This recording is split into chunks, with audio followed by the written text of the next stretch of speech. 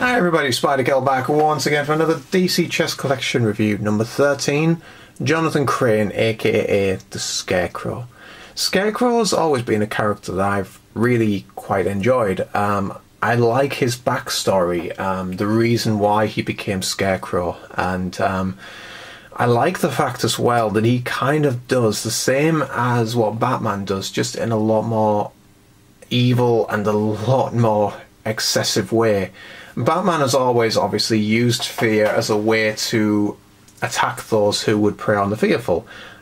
He uses fear in order to prey on the superstitious minds of the criminals. Whereas Jonathan Crane uses fear quite simply because he likes to see people scared. He has always had a fascination about what makes people fearful and what makes phobias and things like that, and developed his fear toxin. And I've always liked as well the backstory before he became Scarecrow, how he was bullied and then he got back at his bullies by using fear, and it's just really interesting. I've always quite enjoyed why he does what he does and why he is who he is, and throughout the comics, the animated show, I've liked the Scarecrow character, and I think more so throughout the Batman Arkham Asylum game. I really enjoyed Scarecrow in that game, and those levels where Scarecrow takes over. There was some genuine kind of points where it really freaked me out, you know, and even after I've played it so many times, and even now if I played it again, those parts kind of still freak me out. Mainly the part in the morgue where Batman walks in and all the doors are opening and shutting and you shouldn't be here and all of that, and I was kind of, wow, that's really creepy. So yeah, I like the whole idea behind Scarecrow and why he does what he does, but at the same time he's not extreme, not a very powerful character, not a very big story arc, I suppose is the way I'm looking for it. So it does make sense that he would just be a pawn in this chess collection. Definitely a force to be reckoned with, but you know, if Batman has a gas mask on or something, he could take Scarecrow down so easily. You know, it makes sense, and I do like that. So yeah, so I figured that I was kind of looking forward to getting. So we'll get into the figure and see what it's actually like. And here we have the Scarecrow figure. And what I find when I'm doing these reviews is that I notice things that I hadn't actually noticed the first time. When I get these figures, I take them out of the package and I have a good look. I decide whether I like it or not.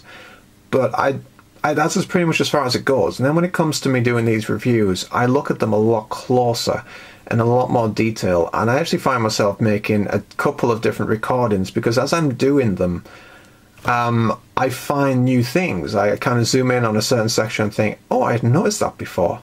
So then I'll do it again and mention it. And this is definitely one of those occasions where I've just realised it. But this figure has no gloss painting on it.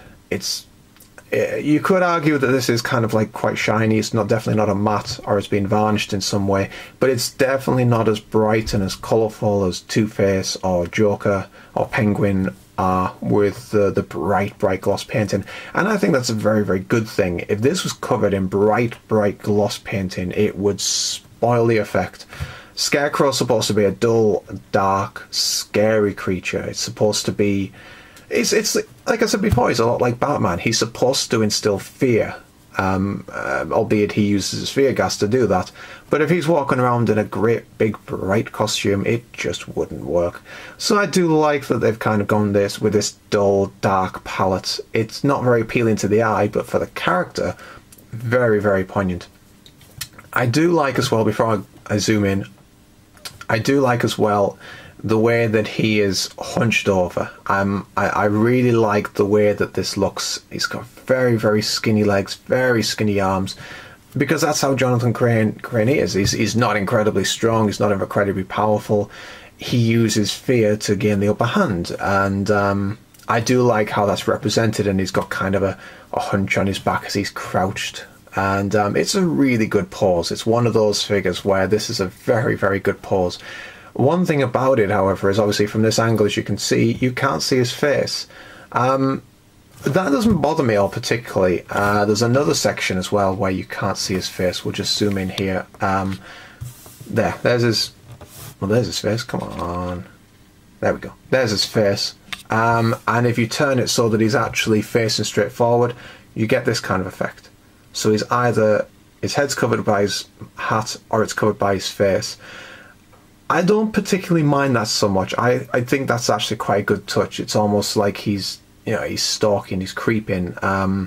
It does obviously obscure the face a little bit from certain angles, but it doesn't obscure it a great deal. For the face itself, I personally think that is a fantastic mould on the face. Oh, bloody hell. I keep knocking his sigh here, and this is extremely delicate, so I'm going to have to be careful while doing this. But I love how we have this kind of bag effect, a couple of stitches up the side of the face there. I wonder if I can get in any closer. Nope, I can't. Never mind. I do like this bag effect on his face, and the look on there. His face is something where... I don't know whether I like that or not. The eyes and the mouth and so on. I can see what they were doing, and they've obviously copied the look of Scarecrow. That I can't think any other way that they could have done it. But I don't know. It just doesn't really work for me. I can't say what I don't like about it though. That's the problem, and I think they've done a very, very good job on it. There's something about it. And I've tried for a while now to figure out what that is before I did this review, and apologies, I just really can't. I don't know what it is about his eyes, or about his teeth, or his... well, I mean, because that's stitching on his mouth there, which is a really good touch. But it's just... I don't know. I really don't know. There's just something about it. If I realise what it is, or if I can think of what it is that bothers me about them, I will definitely mention it later on, but no. I honestly, I just don't know what it is. His hat, I really like that. It's very crooked. It's very twisted. It's almost like the hat of the Wicked Witch from Wizard of Oz, really. As I said before, I love the way his hand is shaped over here. We've got wonderful detailing all the way throughout the figure, where we have different shades, and it's all stitched. Like a Scarecrow's costume would be, where every section of it is just stitched up, old bits of rag that have been made to use made up to create a costume. Come on, Kel, get your words out. Then we have a rope around his stomach there. Again, throughout this arm here, we have a lot of stitching, a lot of different colours, and the sigh, as I said before. Now, this is extremely delicate, at least on mine. Before I did this review, I realised that this section, the blade, was actually like this, and I've had to very carefully try and bend that, and it's now straight. Wow, what a good pose that is. It's now straight, but this here, where it's joints, that is extremely loose. So yeah, so I definitely have to be careful with that. But overall, it's a wonderful. I mean, that's nothing that they could have done. You know, if you want the scythe to look, or the scythe, however you want to pronounce it, to look the way it's supposed to look, there's not much more you could do about that. It's just a case of here is a piece where you definitely have to be very careful, because that'll easily snap off.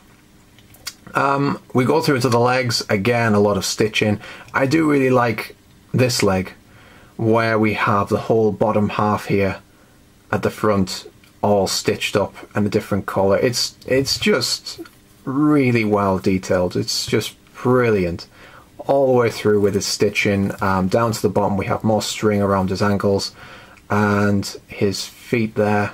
It's just wonderfully coloured, wonderfully detailed all the way through. It's a really nice looking figure.